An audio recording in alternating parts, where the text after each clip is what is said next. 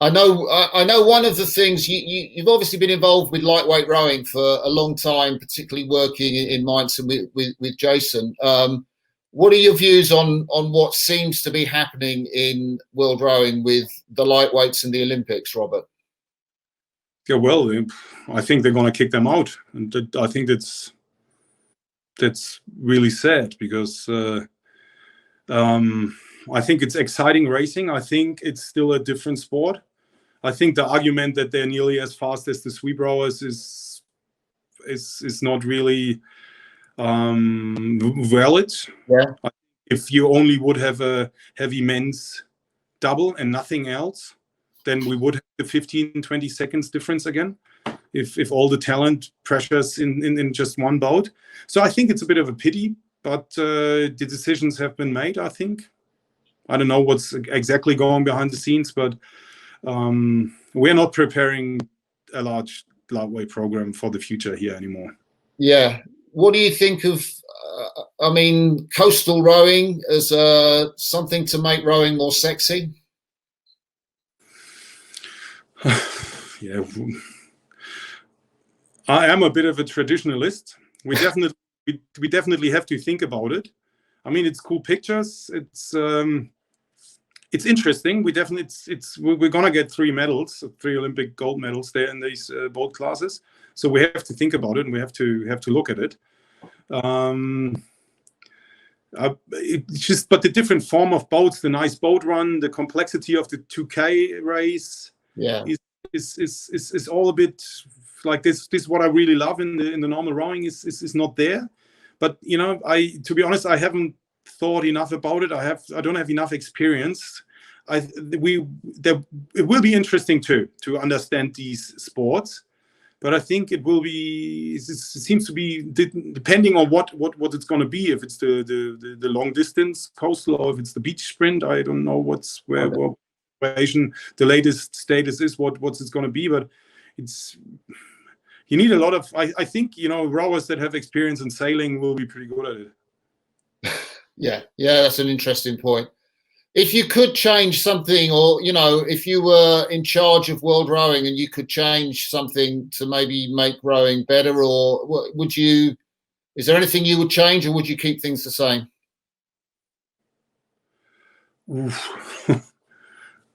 Yeah, that's.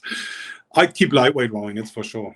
I test coastal too, but I would keep lightweight rowing. Yeah. I'm not sure.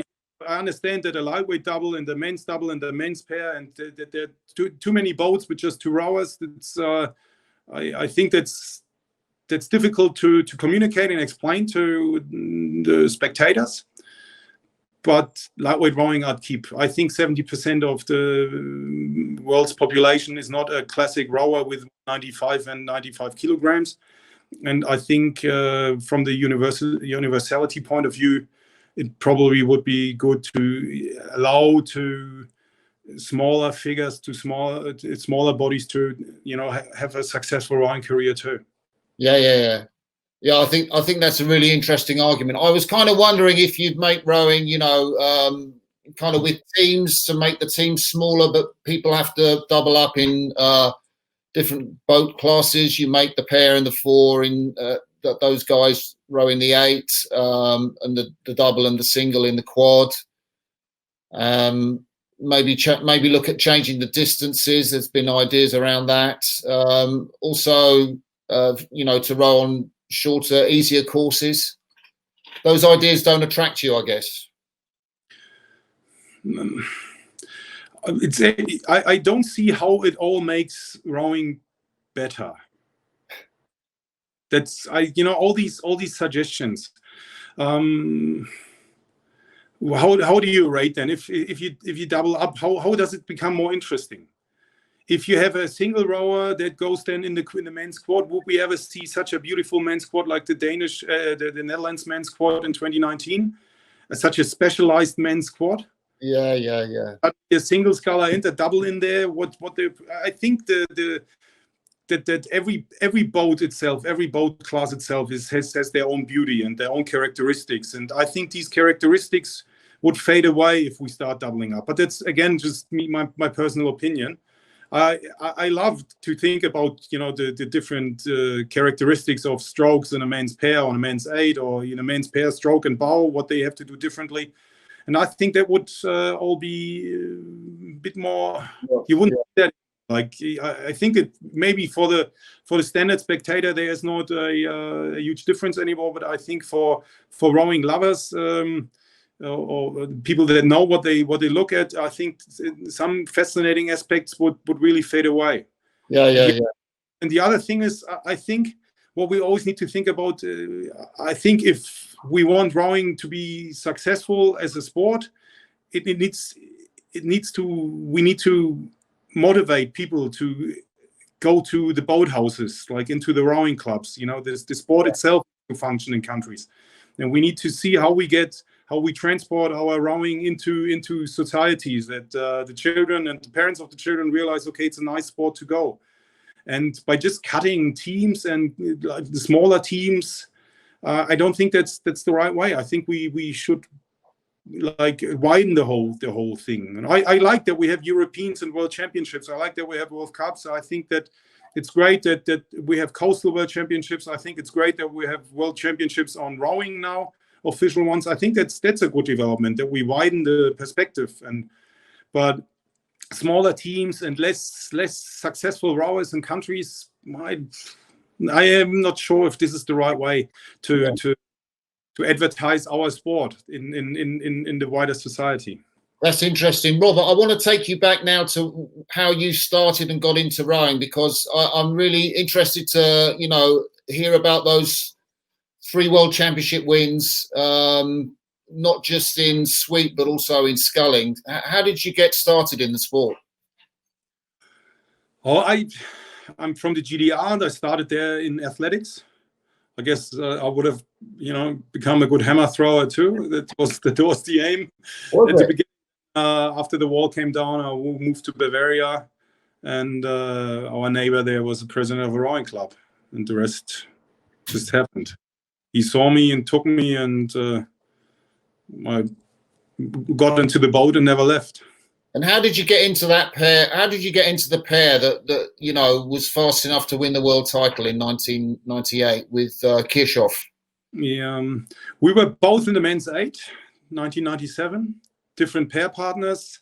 He came from Potsdam near Berlin, and I was training in Munich with a pair partner, and we only became 5th at the World Championships, and we kind of we were the ones that was the reason why we only were 5th.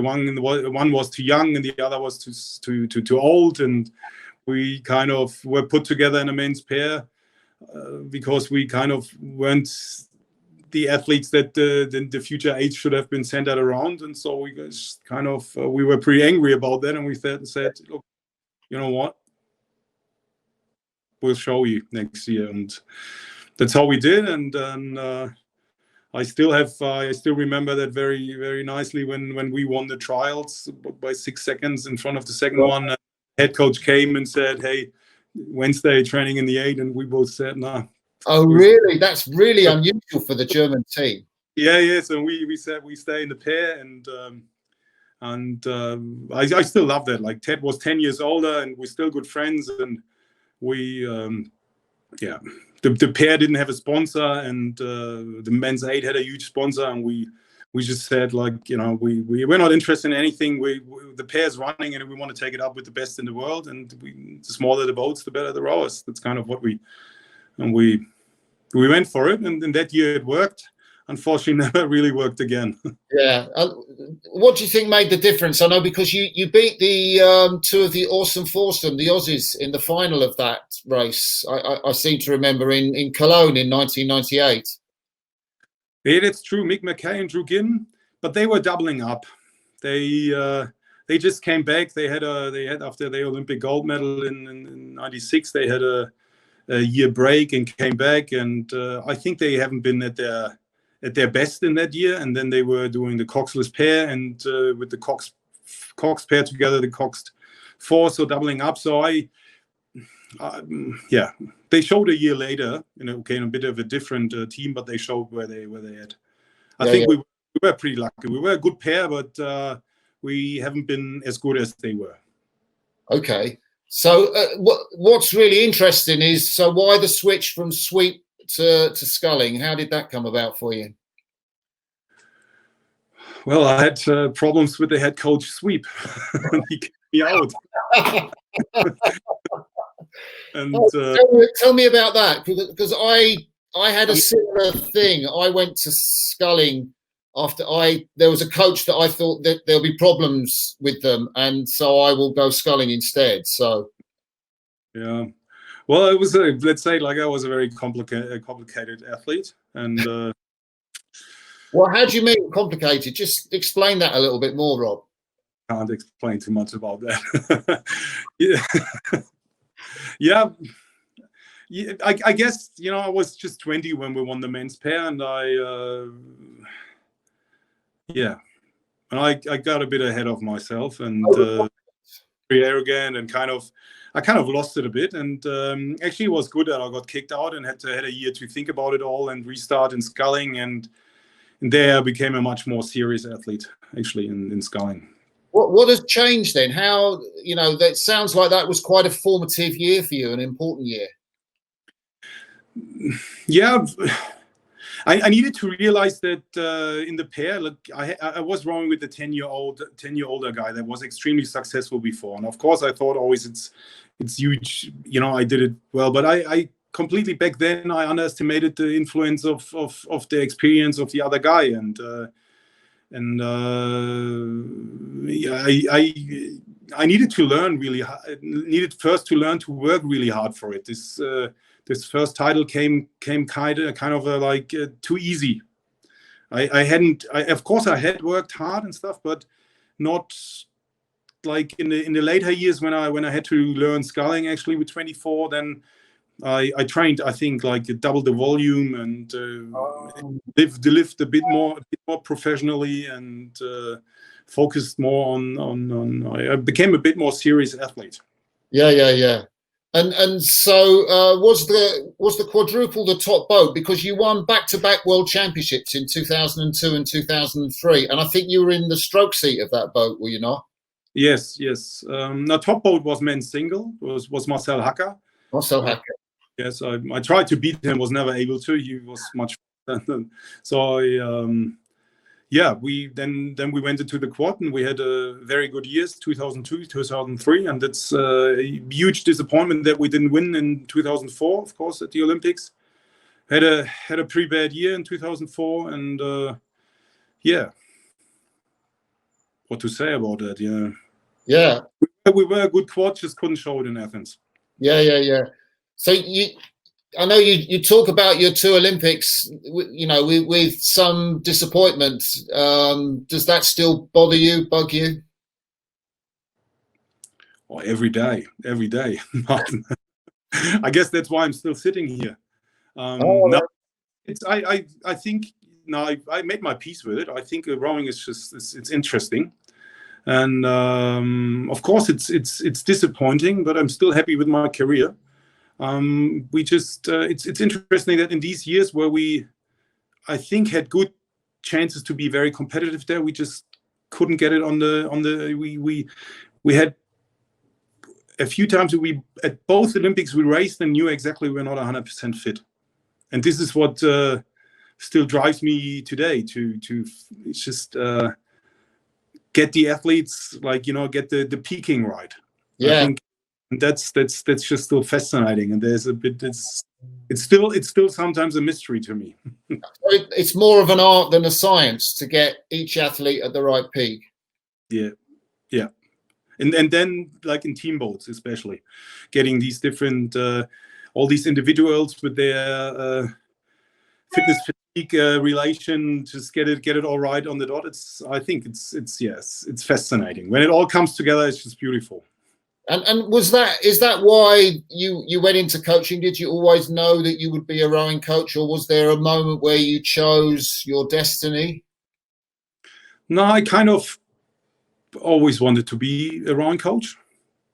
Like I'm still extremely, like I said before, like Erwin Krakau, my first coach. I think I was highly inspired by him.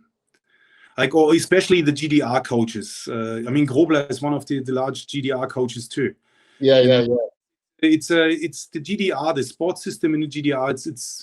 It's interesting. These coaches there, they have been intellectuals. Like Körner, when you read his books, what he has written like 50 years ago about rowing, the conclusions that he came to as the first one.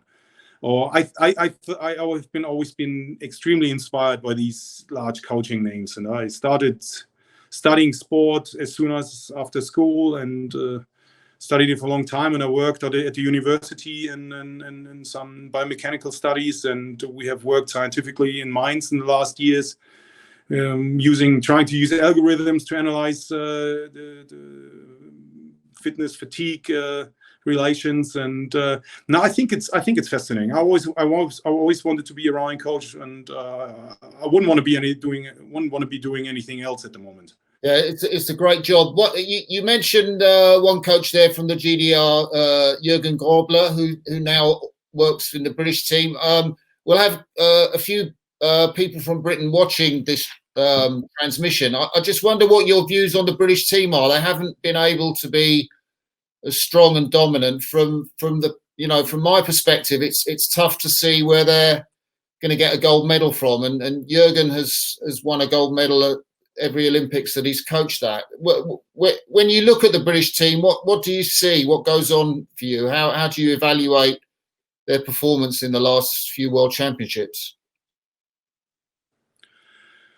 To be honest, I haven't really looked at the GB team. In the lightweight men's double, they haven't been one of the key teams to look at. But like you said, Jurgen got a gold medal at every Olympics, and he'll get it again. Yeah. Where? Not sure, but the GB team is still the team to look at. Definitely. You think so? Yes, I think so. I wonder, they had, because they have that, that system where they have the training base at Caversham, and everything is centered around Caversham, and it's really, quite a tough system. They had quite issues with retention of talent after the Rio Olympics. So you had guys like Louloudis, George Nash, Paul Bennett, who could have easily done another Olympics. They dropped out, maybe because, they had their gold medal and they didn't want to be in that system anymore. Yeah, I don't know what's going on in such a system. No, I'm not sure if I'm not a fan of centralized systems. Really? I have to say, I'm not. Why is that? Because the Australians have gone to a centralised system for the women and the men in Canberra and Penrith. True, but a centralised system needs a lot of central money. It's very expensive, and when everyone does the same, then you need to have a very, very good system. I'm not sure if the innovation, if it's in a centralized system, if the innovation is so great. If everyone does the same and there's again, I'm not sure how it is in GB. It's like, and I don't want to judge it from outside. They have been so successful that there's actually no doubt. We're in Germany. They're going direction centralized system too, and I was never a fan of it because we have all these club coaches that are out there that working extremely it's sometimes demotivating for the coaches in small clubs to find the new talents and develop the talents, and as soon as they show some speed, you have to give them in some anonymous centers and never see them again. Yeah, and I think that is for young coaches or free-time coaches, it's kind of demoralizing in a way. And I think if these spaces for rowing breaks away, then you have a long-term problem. I'm not having centralized systems, of course, is very good. Need to have the best ones, need to train with the best ones. I'm not from the methodology, from training with methodology. From that point of view, 100% agree. But I'm not sure what it does to the overall sport federation kind of rowing. Is it good for the rowing clubs? is it interesting for the club coaches that are key persons in the development of rowing programs or in a functional rowing club. And I think it's important that coaches need to show their potential too, that they need to be in competition too to others, and I think that needs to be possible. And sometimes I think in centralized systems that this competition between coaches is kind of not existent anymore, and that I'm not so sure about this, if this is long term having a good effect on the talent pump. That's really interesting. So Robert, we've been talking for almost an hour now. It's been absolutely fascinating. I wonder, what maybe in the next few weeks and months are you looking forward to in your role as Austrian chief coach? Oh, I'm looking forward to some good speed. I'm going tomorrow to Linz-Ottensheim again to see the races U19, U23. I really hope that everyone in Europe and in the world is wearing masks, so that all the big important rowing regattas will take place. And but so far I'm enjoying every day here. The team is working great. The mood is good. Coaches is good. Everyone's working hard, and I hope I keep enjoying it. And I hope we have a bit less rain here in Hallstatt in the next days. And how positive are you that the Tokyo 2021 Olympics will happen? I'm extremely positive. That's great. But I don't have any other option in my position. No, I am optimistic. I mean, we had 2 weeks ago our first international regatta in Austria, and we were extremely, like everyone, like even young athletes from Germany and Slovakia, everyone was extremely professional, distancing, keeping the distances. At regattas, you have to make sure that, the clusters where people come together at, where the times are hanging, or in locker rooms or weigh-ins, you have to make sure that all this is, if distancing is okay and everyone's wearing masks, I think you can minimize the risk. And so far, like it's 2 weeks ago, we haven't heard anything from cases popping up, or I think it works. And I think, there's a year time, and if the organizers of competitions see it professionally and think it through, it's possible to have regattas. They're just a bit different to what we're used. Yeah, but I must say I feel quite inspired by what you've said, because I wasn't aware there was an international regatta in Austria, and just to hear you talk about it, I'm sure that a lot of people are going to feel, wow, it can work, because we're a long way in Britain from having international regattas. But to hear that is really, really encouraging. Yeah, no, in the end, the changes are on the land. But when the clock starts going, it's still the same, and it's just beautiful. And it was awesome to see everyone racing again, and I'm looking forward to that. And yes, and I'm looking forward to competing with you in the sweepstake to guess the winners of Olympic gold medals next year in 2021. I think you won last year's in Linz, did you not? Was it last year? Was it not 2018? It was. Oh, did you win in 2018? Yeah. I'm not sure. Last year, not. No. But I'm looking forward to it too, man. I'll do my research better than last year. Robert, it's been an absolute pleasure talking to you. I'm going to sign off the live broadcast now and say thank you very much. All right, ciao. All the best. Ciao.